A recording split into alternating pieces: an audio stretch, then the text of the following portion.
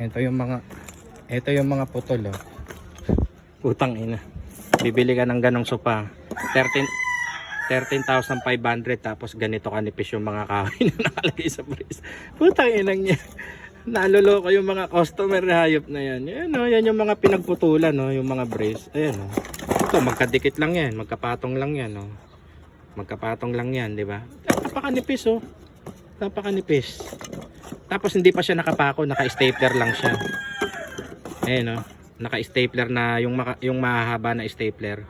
Walang nakapako doon pag baklas, hindi siya nakapako.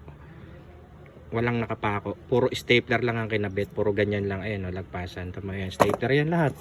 Ayan, oh, stapler. Stapler. Diba? Putang ina, napakauna pa nitong kahoy na to. Kayang-kayang baliin to, eh. Oh.